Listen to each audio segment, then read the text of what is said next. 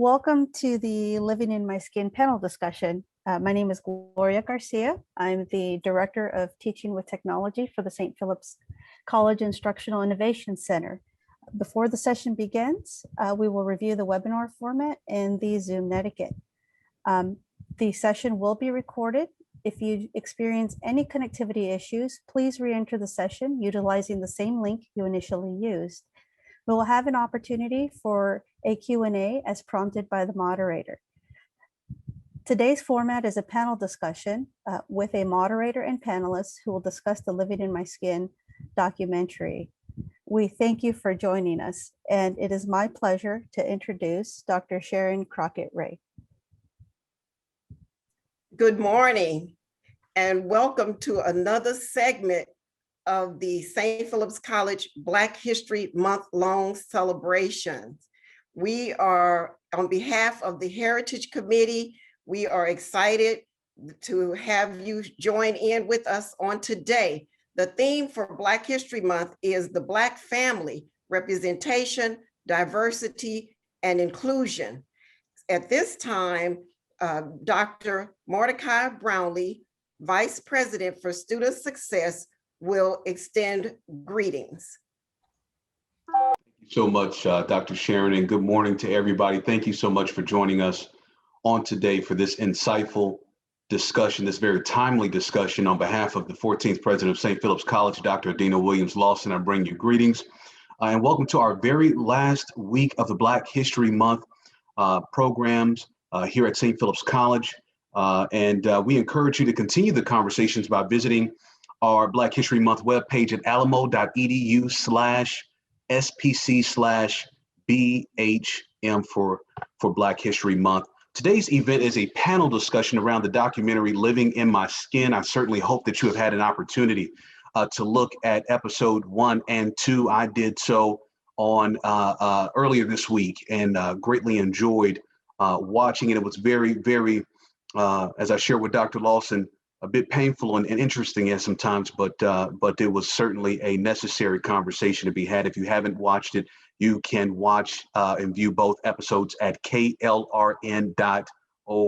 You won't miss today's theme if you haven't watched the documentary, but I strongly encourage you to take the time to do so. In terms of even my own personal story and reflecting on the episodes and thinking about my challenges and thinking about some of the experiences that I have had, even being stopped by the police because it was thought to be assumed that I was in the wrong neighborhood, or driving my mother's vehicle and being pulled over by the police, asking and questioning why I was driving the vehicle, and just some of the other challenges that I've experienced over that time. Again, it was appreciated. So thank you to Mr. Logan and all who was involved with this project. Many perceive San Antonio to be culturally enlightened and highly evolved, but as our speakers will illustrate through their own experiences, this is not universal, and men of color are confronted with some real issues here in our city. We've invited panelists who are each involved in the project we speak of on today.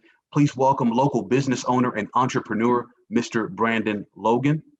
We also have artist and educator, Lionel Sosa, founding Bishop of New Creation Christian Fellowship, Bishop David Copeland, and retired 4-star General Edward A. Rice Jr. Vincent Hardy, our award-winning performer and director, will moderate this event. Mr. Hardy. Good morning, everybody. It's a pleasure to be here with you. I think most of us have watched the panel's presentation on KLRN.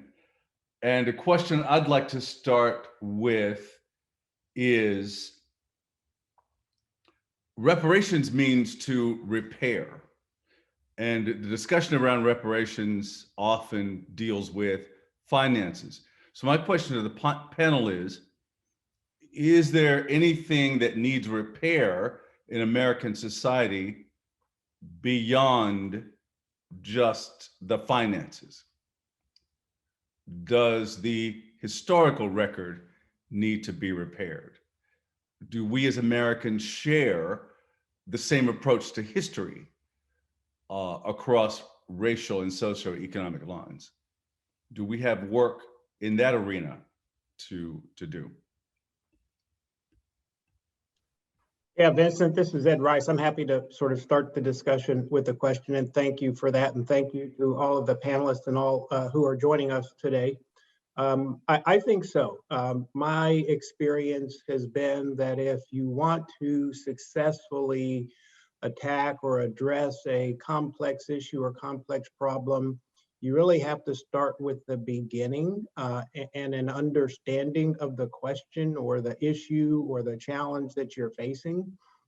And what I oftentimes find is that there isn't a real recognition of the impacts of history and the historical sort of processes, laws, institutions that have all combined to create the situation that we have today.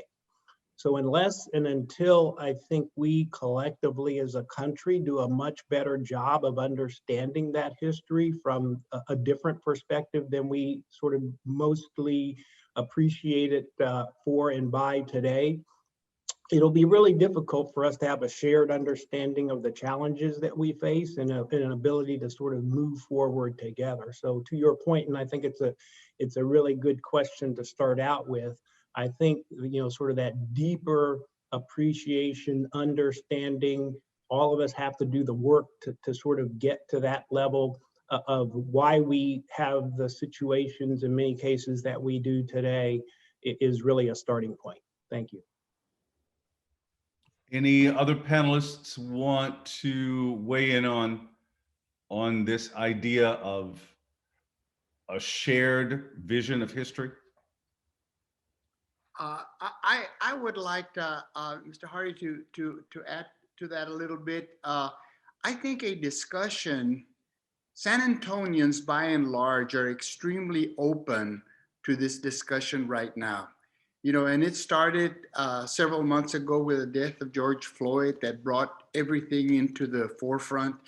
We saw a man being lynched, the modern style. We saw a person die right before our eyes, and that, while that has been happening a lot throughout history, this is the first time that we actually saw it. But since then, and since the time that we've been working on this Living in My Skin project, especially with Brandon Logan and Seymour Battle and all of the other participants that have been members of Living in My Skin that are looking to see what is the story? What is the full story? What is my experience? What can I tell the world that I haven't told anybody else before? How do I open up my heart and maybe sometimes tell the world the things that I only tell to other Black men, or maybe the things that I have never told anybody at all? And these men actually opened up. So it begins with talking to one another in my mind. It begins with a conversation. But it also begins with this city that is 65% Latino, 7% Black, that has the largest MLK march in the country, even though we only have 7% Black population, that has already elected a Black woman mayor, and that has elected Phil Harberger was an Anglo, and then Castro, a Latino, and then Ivy Taylor, a Black woman, and now we have a multiracial mayor. So Ron Nirenberg. So you think, wow, we're really understand, we're highly evolved. But when we started discussing this, it was Brandon Logan that really said it all when he said, let me tell you about the daily struggle of living in my skin. And when I heard those words, the daily struggle of living in my skin, this is when we knew that we had to tell the story. But the point that I do want to make is that we're living in a very special place, in a very special city that wants to know more, that wants to solve it. In fact, there's a group called the Executive Book Review that reviews book, and on March the 10th, they're going to be reviewing a book called The Color of Law. And I would encourage all of us that are on this webinar to look at the executivebookreview.com and participate in that one, because it will be getting into the discussion of how law has affected racism in America. Very good. Thank you. Thank you very much. How do we,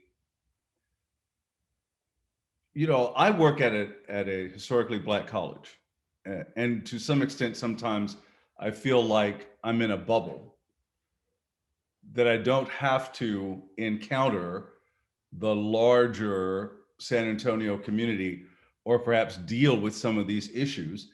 So how do we teach our young people resilience in the face of some of this hostility that they're going to encounter? How do we help them not internalize what others might think about them? How do we give them tools, if you will, to navigate a world that can sometimes appear very hostile to them? Vince, I'd like to lead off this discussion, and thank you for the question. I think it's very important as you're going through this individual or internal development process, as you're learning and discovering about yourself and the world, that you're guided by values. And not only do you hold yourself accountable to a set of values, but you also hold the individuals around you with a set of values. And I think one of the critical values that I hold dear to my heart is to be diverse. And diversity is beyond the racial makeup of my friends and colleagues, but it's about the thought process. It's about the class, and making sure that at all times you have this level of connection to all fabrics of society. And I think when we start with that in mind, operating from that platform, you'll get a more rounded, well-rounded education through experiences, through these connections that you have. And hopefully in the classroom setting, that is indicative of the world in which you want to live in as well. So I think that is a critical starting point, is understanding and assessing yourself about what you bring to the table, what do you stand for, and what is going to guide your life and decision-making day in and day out. Brother Hardy, Brother Copeland, I think that you said something about being in an environment where you live in a bubble. I want to suggest that there's a large population that also live in a bubble. When I was coming up, for the most part, when I went to college, one of the memorable moments I had was I was on the debate team, and we were getting ready to go on a trip, and 2 or 3 of the debaters said, "Can I touch your hair?" They had not had any exposure, face-to-face, person-to-person experience with a Black person. So there is a portion of our society that lives in a bubble. And so the only exposure they have outside of that bubble is what is published in the news, what they see on the newspaper. So I remember we were starting New Creation, and a reporter came and said they wanted to do an interview and talk about us. I told them it was very important how they portrayed us, because we were being portrayed against the backdrop of seeing Black men in handcuffs, going to jail, seeing athletes doing drugs. So the negative picture that much of white America received concerning us had to do with something that made us lesser than who we were. And so when you say that you live in a bubble, I want to suggest that the greatest society. And so when I listen, and I got to quit, but when I listen to what's going on in Washington, and I listen to what senators and Congress people are saying about certain realities, I want to suggest they live in a bubble. And the bubble they live in has, as Brandon has just said, shapes their understanding about themselves and about others. And so I was somewhat fortunate growing up. I went to a predominantly white school. But the challenge was there were times in the classroom when they were talking about blacks like I wasn't even there. So, you know, we as Black folk have to be aware of the larger society that we live in. We have to understand its psychology, its history, the culture, in a way that the larger society does not have to understand us. So how do we pierce that bubble that others live in who have the luxury of not perhaps understanding us? What are some things that we can do? And by the way, I want to encourage anyone who has questions for the panel to go ahead and post those in the Q&A so we can share those. But what are some things that we can do, to the bishop's point, to sort of pierce that bubble of ignorance? I've had white friends say to me, I don't understand why Black folk are so angry all the time. I don't think I carry myself in that way, but I would often respond to them that your question makes me potentially angry, because it is out of ignorance, I think, sometimes, that a person might have that kind of a question. Yeah, Vincent, I would actually challenge the premise of the question. You know, what do we as African Americans, Black men, need to do to sort of penetrate the bubble, or to start to effectively deal with the bubble? I think that's the way that the question is posed oftentimes puts the onus on us to be the solvers of the problem or the initiators of the discussion, or it's almost as if, you know, sort of we are the fountains of all knowledge of a problem that we actually didn't create, right? And so, but I think it's important, because it's sort of where you started with this and kind of my comments in the beginning. We really have to come to a greater sort of appreciation for the problem. And once you do that, then you will understand, you know, that isn't a Black person's problem. You know, it isn't a Hispanic person's problem. It isn't a female person. It's a United States of America societal problem. And if we're going to solve it, all of those who traditionally have had the levers of power that are actually creating the institutional racism and other isms that are affecting so many people today, they're the ones who should sort of be answering that question, or at least participating, you know, in addressing that question. One man's view. It's a great take, and I'm not sure, I'm gonna push back a little bit here, if we can rely on the larger society to take up that question. I think we have to lever them or act as a fulcrum to push the larger society to take up that question. I don't think they're going to do it altruistically on their own. Yeah, you know, I think that question does come out of total ignorance, because if you ask a question, why are Black men so angry? The question should be, why aren't Black men angrier than they are? How do they hold their anger back so well after experiencing these daily challenges? And as director of the documentary, you know, I'm a Latino, and after I saw a poster that said you can't be anti-racist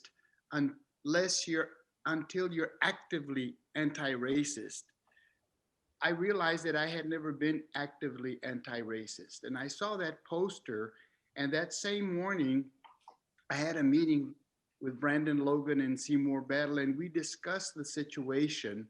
And when he began to tell me these stories, we realized that we needed the stories of many, many more men. So I sat there and listened to 33 men for an hour each. So I got 33 hours of stories that had to be made into two 30-minute documentaries, which means that you only get 2 minutes per person after an hour interview. The stories that weren't there, that didn't have that wasn't time for, are many, and they are every bit as good as the ones that got into the documentary. But as a Latino, as a non-Black, having heard all these stories, and I haven't heard all of them, I could sit there and listen to 30 or 50 or 100 or 1,000 more men, and there would be more stories, a lot of them similar, and some of them different. Last night, we had one of these panels with Holy Redeemer Catholic Church. And of course, it was a highly religious discussion, but one of the brothers asked, I pray every night, hey, God, what's happening? What's going on here? Hey, God, what's going on here? Why am I being treated different because of the color of my skin? And it's I think us wanting to understand others, because you're right, we live in our own bubble. As human beings, we're all tribal. We all feel more comfortable with people that are like us, that think like us, that like the same things that we do. That's just natural human nature, and that'll be going on forever. But in order to really understand the world and our community better, we need to understand each other better. And it starts with reaching out and having one-to-one conversations, having lunches, having coffees, wanting for us to meet one another. And I'm sure that St. Philip's does this, as many other historically Black colleges do, but all historically Black colleges, in my mind, have a responsibility to daily teach the men and the women how to navigate this world, how to navigate it in a world that gives them self-assurance and self-confidence, because it's all about self-confidence. The high achievers of these men are the folks that say, okay, I'm Black. I know I'm going to have hell to deal with, but I can do it. I don't care, because I know that I'm as good as anybody else, and I'm better than a whole lot of other people. And knowing that, I know that the color of my skin is not going to make the difference in what I do. I heard this from General Rice, and I heard this from all of the high achievers that I interviewed. That inner self-confidence makes all the difference in the world. And that's got to be taught, and it's got to be taught on a daily basis, in my opinion. Really excellent point. And I look at this accomplished panel, and it's clear that people sitting around this virtual table didn't let things impede them from succeeding.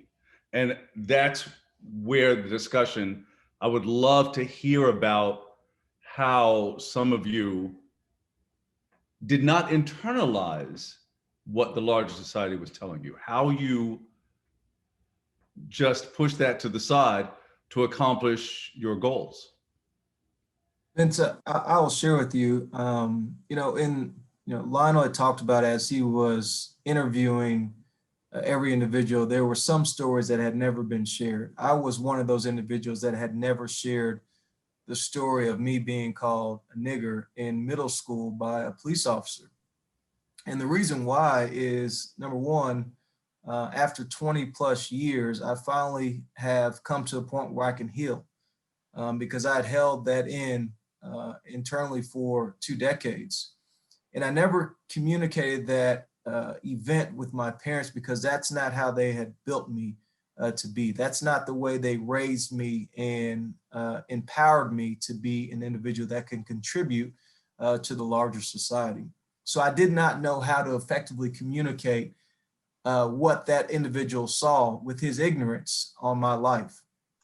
And so when you get to this point of having this understanding of who you are and whose you are, you can walk with this air of confidence to know that I can still be a contributor. I can conquer any obstacle that comes my way, understand that there is the ability to navigate these challenges, because when you are prepared, you have the greater ability to overcome. And I think that's the part of the resiliency piece, to fold back to your earlier question, is understanding who you are and how you're developed. And ultimately that will give you the right to determine what affects you and what doesn't affect you. And so, you know, this space to share that story was a moment of healing, which I think a lot of Black men are coming to the realization that there's some wounds that have not been healed, and being able to have effective dialogue outside the race with individuals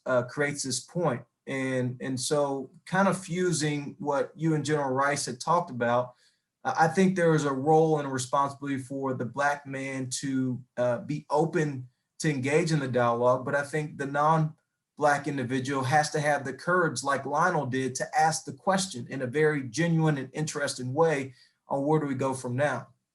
And I think when we can get to that point where we both have this level of willingness to engage in the critical conversation, the hope is that from a communal standpoint, we can begin to make meaningful progress and identify these areas of commonalities that we all want to share in, which was to live in an environment where we're all respected, where we all have opportunity, and where we can create a family and a legacy for ourselves. And so if we use that as our common thread and our common denominator to move forward, you know, there's some things that I think we can meaningfully build on.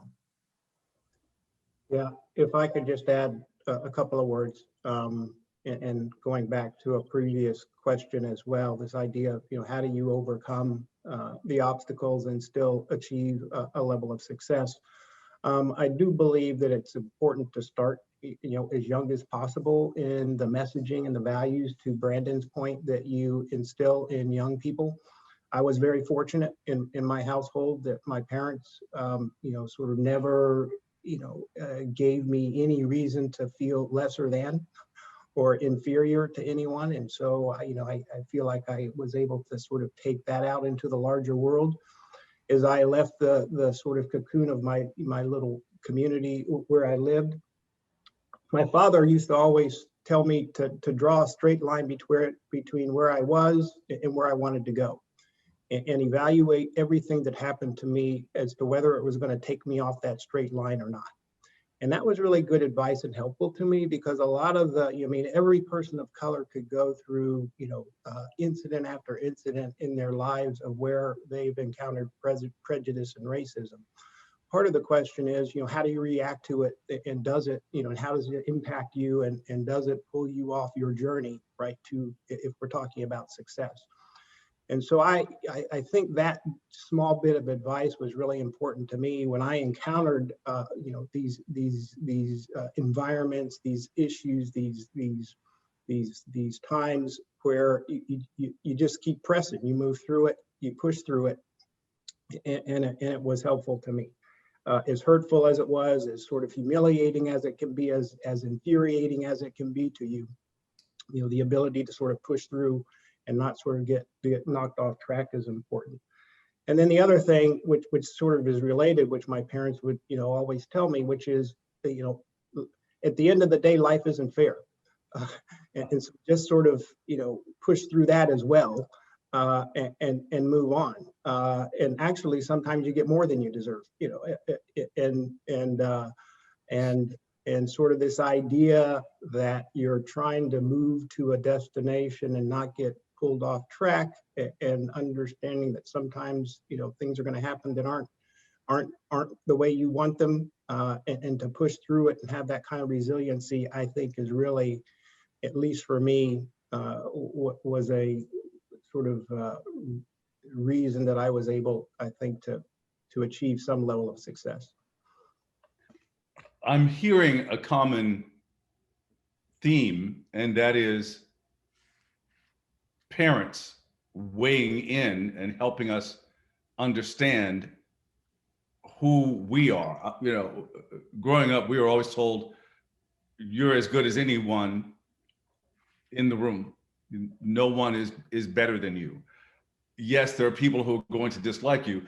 And it was never, I could not come home and say, I got a D on this test because the teacher didn't like me. Never acceptable. It didn't matter to my parents. You had to achieve, because everybody, as you're saying, General Rice, has obstacles. We aren't the champion of obstacles in our lives. Everybody has something that is creating a headwind that you have to push against. And so parenting is clearly a very important piece of this. I'm very interested in hearing how institutions might be able to assist students in learning how to be resilient.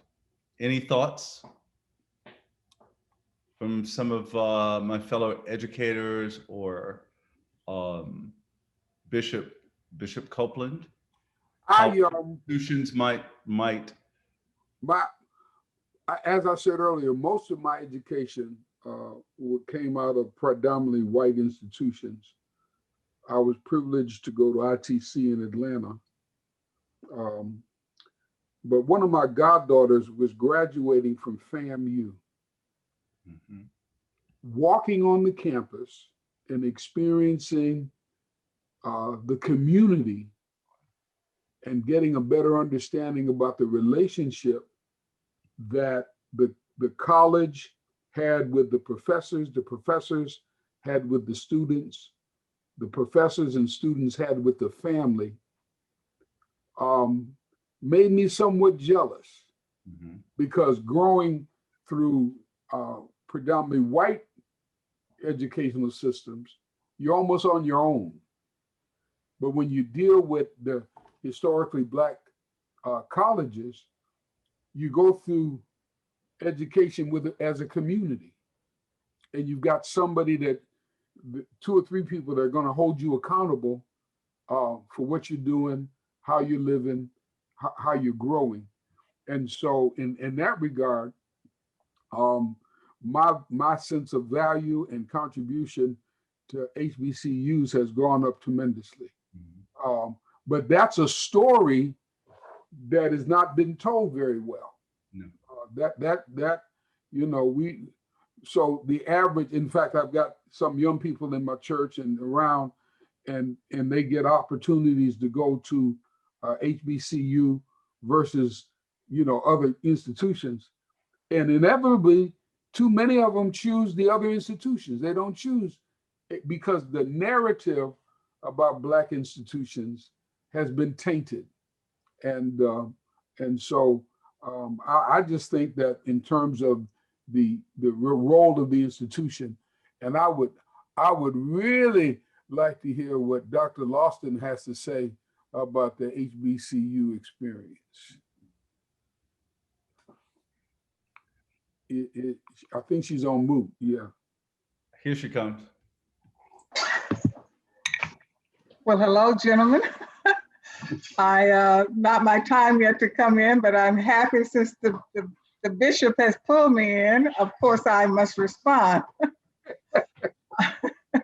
And thank you, Bishop. And before I respond to that, let me just go ahead and get my thank you out of the way right now. I want to say thanks to all of you who are participating in this panel today, because all of you loom large in our community, but you have footprints across St. Philip's College. Each of you, from this 4-star African-American general that we have in the room, that in and of itself is history making, because we know that in the Air Force, we don't get many 4-star African-American male to reach the rank that he did. But we are very proud of the fact that his mother worked at St. Philip's College, and so she produced an African-American male 4-star general. So thanks to General Rice's mother, in terms of his connection to the college. To the bishop who served as one of our Black History Month speakers one year, we appreciate him. And he has been very much a supporter and a champion for the college. And Lionel Sosa, who brought his artwork and shared it with us as a part of our Black History Month art program. So we appreciate Lionel Sosa, and we appreciate his artistry. Very, very, very special thank you to Brandon Logan when he called and said, "Are you interested?" Are you kidding me? African-American males living in my skin, what better way? And then for me to highlight the highest ranking African-American male at St. Philip's College, Dr. Mordecai Brownlee. That's a privilege and a pleasure. So now to respond to, and then in 4 days, we will be celebrating 123 years of existence as an HBCU. No, we started out as a historically Black college. So what's our role? In 123 years, we have never sent out a rejection letter. Everyone is welcome. It's y'all come. And no matter what your goal, your aspirational goals may be, your career choices may be, if you are not ready, we don't say you cannot come and you're not worthy of St. Philip's College. We say you have a career goal, we provide the career ladder to get you where it is you need to be. So the support systems are there. And that's what most HBCUs are known for, Bishop, is that we provide the nurturing and the support systems. We do it far better than any of our white institutions. And so that's what we do at St. Philip's College. We have the support systems and the nurturing, the advocacy, the case management, all of that is folded into the pursuit of a degree program. So it's not just the courses we take, but it's also the degree programs. And that's what primarily higher education, HBCU higher education institutions are for. I'm the product of an HBCU, Alcorn State University, and it was not until I went to graduate school that I sat in the classroom in a mixed environment. But for the most part, that was the only choice that we had, was to attend an HBCU. So I thank you, Bishop, for pulling me in and for that response. And as we close out, Mordecai, our highest ranking African-American male, will be responding and carrying you on into the next part of the conversation, because we're very proud of him. And know that for the very first time, it wasn't until this morning that he shared with me, because I said, Mordecai, have you ever had any problems with the police? Because we've not had that conversation before. And today, this morning, is when he opened up to me, and what he said to me about being in the wrong neighborhood and driving his mother's car. Guess what? My son says the same thing. He was leaving the neighborhood, the States of Green Tea, pulled over by the police because he shouldn't have been in that neighborhood, and driving his mother's Lexus. So the conversation continues, and you're talking about what do we repair? It's constantly being put in front of us. We don't get to take a break. You don't get to take a break. It's constantly being put in front of us. Even now, national agenda, we see it in the forefront. You get tired, but it's still happening. So thank you, gentlemen. Thank you all for being a part of the discussion and the dialogue. And thank you, Brandon, I love you, for bringing this opportunity to St. Philip's College. General Rice, thank you for your participation. Lionel, your godsend, your artistry. And then Bishop, of course, we love you. We love your wife. Thank you for supporting us at St. Philip's College. And our very own Vincent Hardy, with that melodious voice. Thank you, Vincent, for bringing forth those insightful questions. So I'm going to bow back out, and our highest ranking African-American male, Mr. Mordecai Brownlee, he's going to jump back in. Thank you, guys. Thank you, Dr. Lawson. We thank you, Dr. Lawson. Well, listen, everyone, I have greatly enjoyed this dialogue. I'm sure you have as well. But please know that the conversation will continue. So what you should see being shared with you now through this broadcast is the link to our continued discussion. So this program by design will conclude by 11:15. We'll give you a few minutes to stand, stretch, and then join us for the continuance of this conversation, kicking off promptly at 11:15. a.m. So thank you all so much. Dr. Lawson has already thanked everyone. Thank you for joining us this morning, and we look forward to you joining us for the continuance of this conversation. Have a good day, everybody. Good morning, everyone, and welcome to the Living in My Skin panel follow-up discussion. My name is Gloria Garcia. I'm the Director of Teaching with Technology for the St. Philip's College Instructional Innovation Center. Before the session begins, we'll review the discussion format and the Zoom netiquette. This session will be recorded. If you experience any connectivity issues, please re-enter the session utilizing the same link you initially used. Please ensure your audio is muted throughout the session and be mindful of any background distractions. You'll have an opportunity for a Q&A with the panelists, and you can use the chat function located on the bottom of your screen as well. The conversation will continue from topics presented in the Living in My Skin panel discussion webinar. We thank you for joining us, and it's my pleasure to introduce Adrienne Jackson.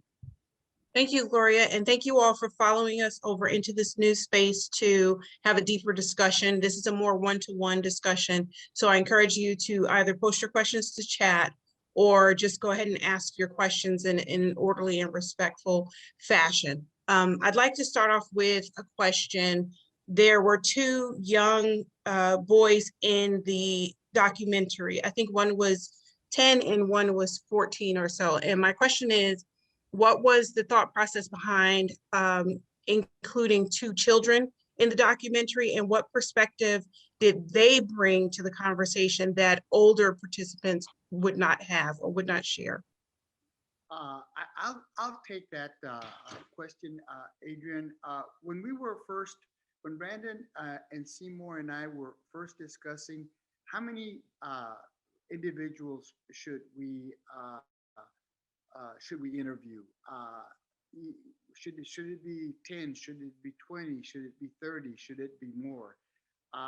We just started with 20, but as we wanted a wider array of people from all types of professional and backgrounds from people, but the only criteria was that they had lived in San Antonio for 10 years or more. Everything else was, let's get as broad a group of people as we can.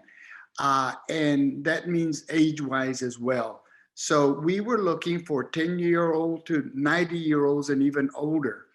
And we were able to accomplish that because we thought it was going to be very important to have as broad a feeling about this. And I can tell you, I was amazed when I heard the two young men.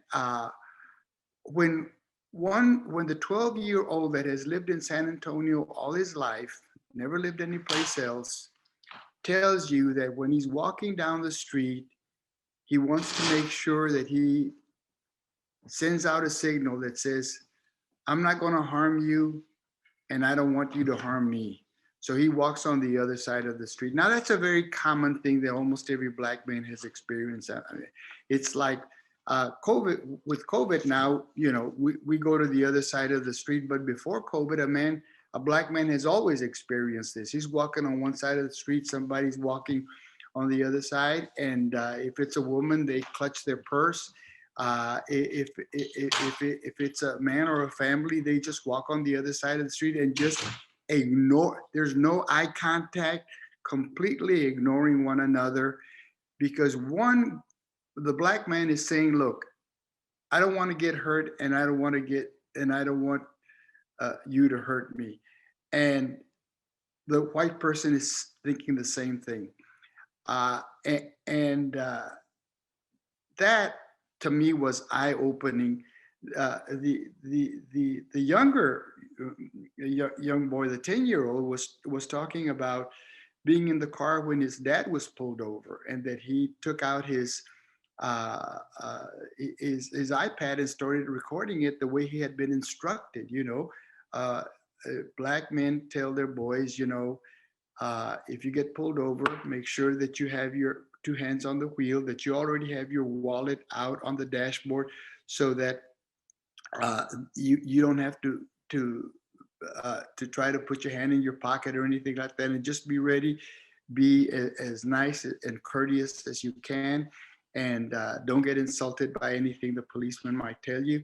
Your job is to make sure you don't get put in jail, because you're going to be pulled over at some time in your life, maybe a lot, maybe a little, but especially if you're driving a nice car in a high income neighborhood, you're going to be stopped because a black man ain't supposed to be there in an expensive car, and that's all there is to it. Thank you, sir. Dr. Brownlee, you shared your story a little bit earlier about your experiences with something very similar to that. And unfortunately, you and I know that that story is not terribly unique. I'm curious about how that conversation goes with your son. You have a young son, and how other people in the audience have experienced similar situations or have had conversations with family members about how to prepare for that. Thank you for the opportunity. It's, I currently have a 6-year-old son, and I think back to a bit of the tragedies that we've had since COVID of some of the untimely deaths of African-American men at the hands of authorities. And so having to have that conversation with my son as he moves forward and gets older, I'll tell you, in total honesty, there's a bit of fear in my heart. And I can only imagine my mother, who had to have the conversations with me about what do you do once you're pulled over? How do you act in certain situations? What do you do? And even now, a young African-American male or black male, period, being fearful about wearing a hoodie out in public, even questioning that, to be able now to jog down the street, the realities of that. So it is heart-wrenching. It is fearful, but it is a necessity in conversation that must occur to prepare him for those realities, prepare my young daughter, who's 3 years old, for the realities of understanding that you are someone who is of high value. However, there are individuals in this society that do not desire to see you present in their world, their realities, or do not value you in the same manner in which you should be, and how to deal in that. And those are conversations, because the first time I was called, as Brandon was sharing his story, the first time I was called a nigger was by an adult white male, and I was coming out of first grade, trying to walk my friend across the street in Galveston, Texas. We had just moved to Texas, and trying to walk to the Boys and Girls Club, and this gentleman cuts me off in a truck in the middle of the street and says, "Nigga, get away from my kid." What do you do with that, right? And so that was my welcoming into this new reality. So with all that said, children are not too young for us to have this conversation with them, because those realities are very real and present. Thank you, Dr. Brownlee. General Rice, you have a very different experience of San Antonio, because I believe you grew up here, but then you left for what I assume is 20 to 30 years, and then you came back. Has your perception of race relations in San Antonio changed? Are they the same? Are they more nuanced? What's different about this second time in your hometown? Yeah, thank you, Adriana. I would say it's almost apples and oranges. I was here from 2nd through 4th grade, and so I experienced through the eyes of a child, and it was really just sort of at the point of an awakening of the world around me at that point. My earliest memory of San Antonio and race issues had to do with my group of kids I used to play with. Some boys, some girls. I was an officer's child, and so I was the only black person in this small group of playmates. And one day, one of the little white girls came up to me and said, "My father said that I can be friends with you, I can play with you, but I could never marry you because you're black and I'm white." And her father happened to be the chaplain on the base, going back to a conversation that we had previously with the bishop. Not something that I'd ever thought of, and obviously in 3rd grade I wasn't thinking about marrying her, but this sort of building within her at a very young age, the idea of being a racist sort of really struck me, and obviously I'm talking about it now, 50, 60 years later, and so it stuck with me. So, but as I've come back to San Antonio, and one of the reasons that my wife and I chose to live here after we retired from the military was, and we've lived all over the, the country and in foreign countries, is because I do believe that San Antonio, relative to other places, is open to this conversation. I do believe it is a community, and this is a gross generalization, right? But relative to other communities, it is multi-cultural, multi-ethnic, multiracial, in a place where I think there is, a sense of, we can and should do better, and I wanted to be a part of that. Thank you, sir. Desiree, you made a comment about a segregated city in the panel discussion. Is that something you'd like to talk about right now? Okay, well, I'm pretty young. I just turned 18 a few months ago, but I moved a lot around this city, and in my experience, I've always seen that a lot of parts of the city are very segregated. When I was living near the Wheatley Courts area as a kid, it was mainly Black, and there was very few white people there. But when I moved over to the northeast side by MacArthur High School and around the Nacogdoches area, in one of my middle schools, there was one Black person per class. So just thinking about to the earlier discussion, when you were talking about the bubble, I think I don't understand how people can get out of that bubble when not a lot of people are living in diverse cities or diverse neighborhoods. Thank you for that, Desiree. And thank you for sharing your story. Mr. Sosa, would you like to address some issues she raised in that? Well, I think, you move different, you go to different sections of town and you're going to see different people there. We had an office on the east side, and we live downtown, so we're close to the east side. I have a daughter who lives on Iowa and New Braunfels in a beautiful 2-story old home there. And she feels very comfortable there. It's like, to her, it's the dream neighborhood because it's so diverse. Mostly, it's probably her area might be 50 Black, 50 Latino, or something like that. There's a few white people there, but I think you tend to feel comfortable in some neighborhoods and not comfortable in other neighborhoods. As a Latino, I feel very comfortable downtown because there's everybody here.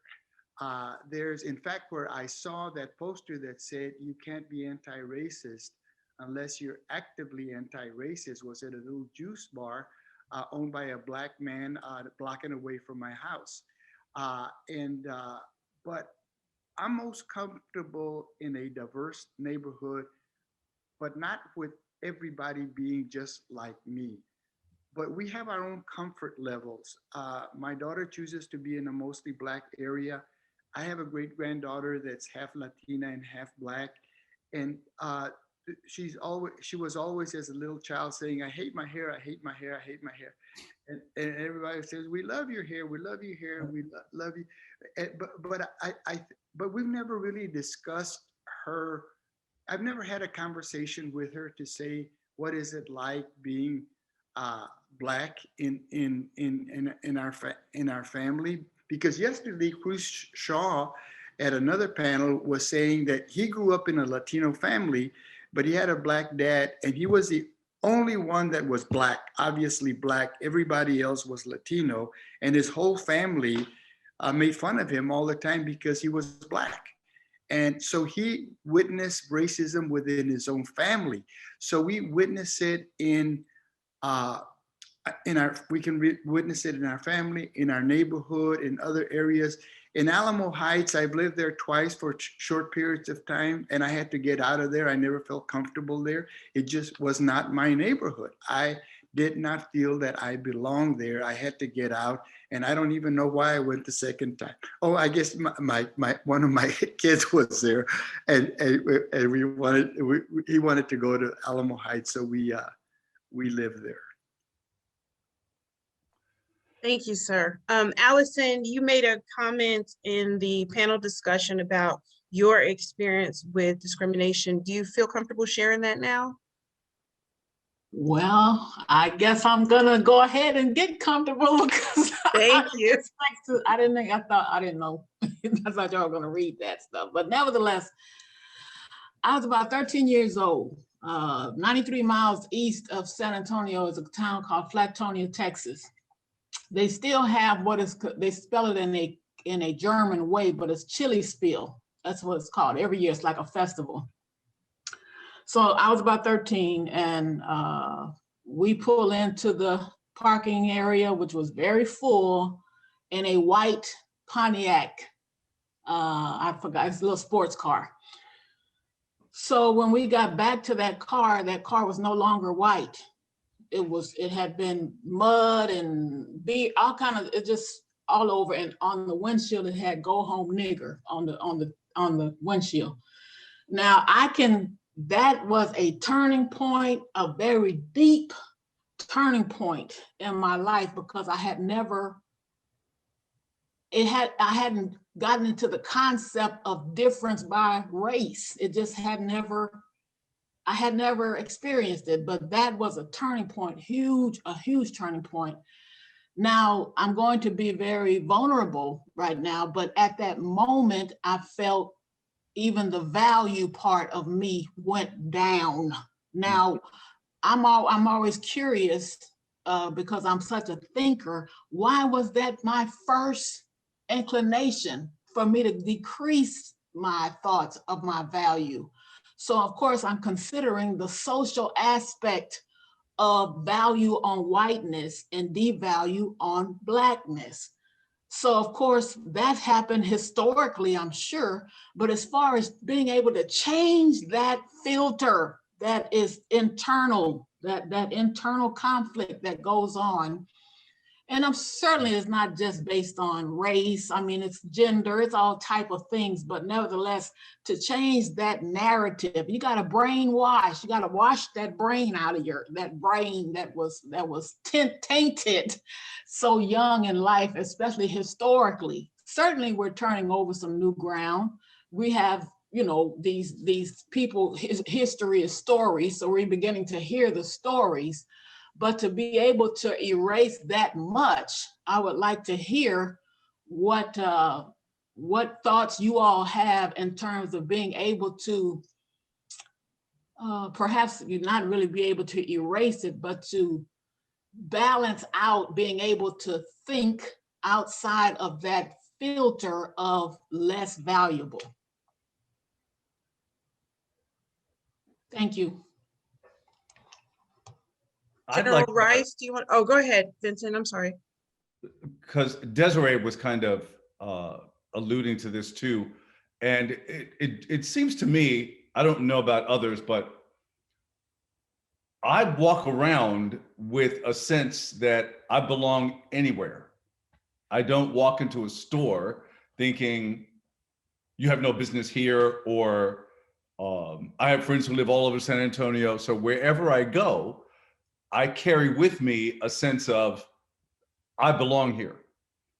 And yes, you might get pushback from somebody who wants to try to give you the sense that you don't belong here, but I kind of carry myself with that kind of a dignity. At the same time, like Mr. Sosa, I had gotten an apartment on the east side of New York, and New York is very, at least when I lived there over 20 years ago, neighborhoods were very segregated. And I would get stopped by the cops on the east side of New York after 9, 10 o'clock at night because I'd be coming home from the theater or something with such regularity. Like him, I had to move out of that neighborhood because I felt like I was going to put myself in a situation that was just going to be fraught. So one, I think you carry yourself with a sense of belonging, and people are a little bit less likely to challenge you. But two, you have to recognize and use your common sense in terms of, am I putting myself in a situation that is potentially dangerous? You know, yes, you belong, but secondarily, you got to use your common sense to know when to retreat, if that makes any sense at all. Adrian, can I ask a really quick question? Absolutely. So my question to our, and I'm gonna call y'all seasoned saints right now, our seasoned professional gentlemen who are on the call is, especially in this time, this age that we're living in right now, we have so many angry, almost militant young men who are so they want to, they fight for their rights, and they're so vocal and can be even belligerent at times against the establishment. What is your advice to them? What do you say to them? How do you motivate them? How do you encourage them during this time?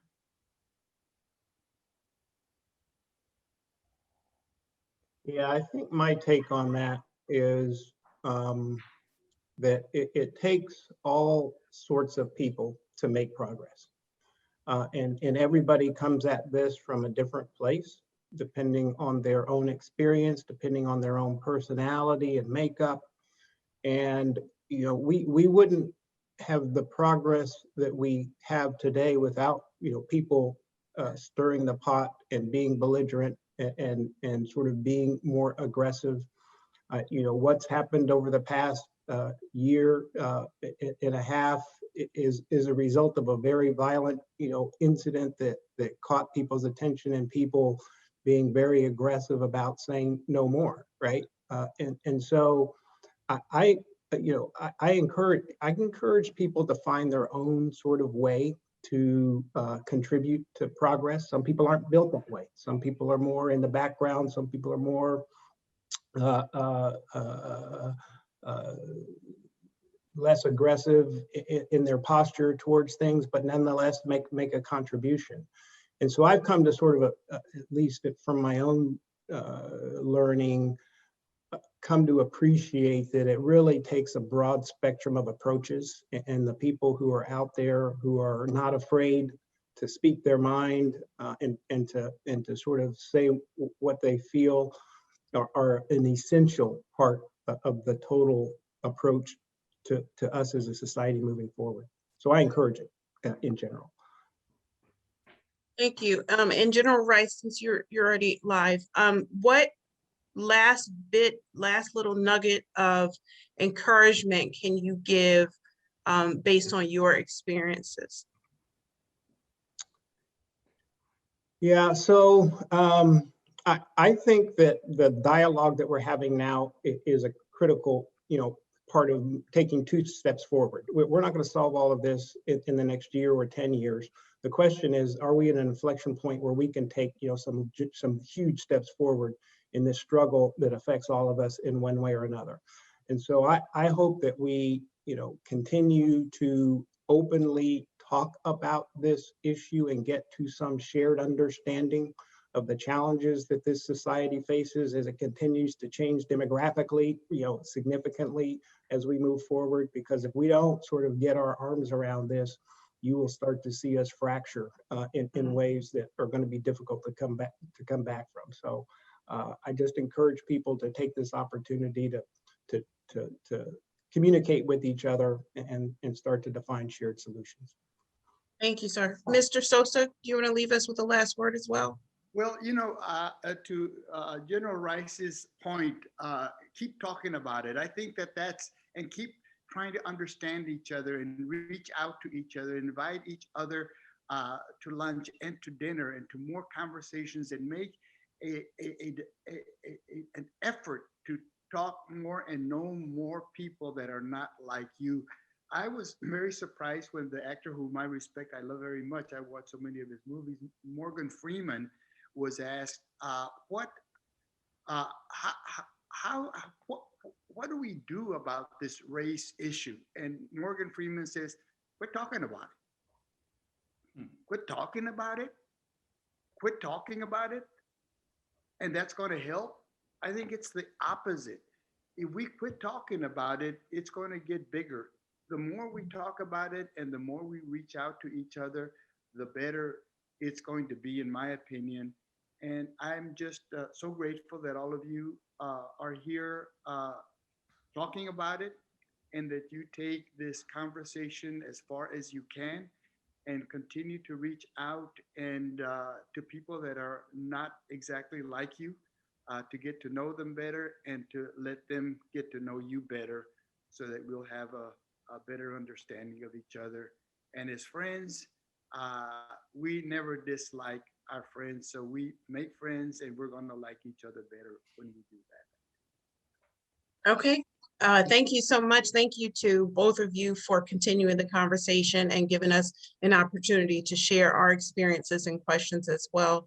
I want to encourage everybody to look at the documentary. It's on KLRN.org. And I'm going to ask Dr. Brownlee for the last bit of wisdom to close us out. So much has been shared on today. Thank you to everybody who opened up and shared their story. Thank you for being vulnerable in this space. Thank you to the Black History Month team here at St. Philip's College. Another thank you to Mr. Sosa. Thank you to General Rice. Thank you to Mr. Vincent Hardy and all who have been involved in this work. Everyone be well and be the change that our society greatly needs. Take care, everybody. Bye-bye. Thanks, everyone.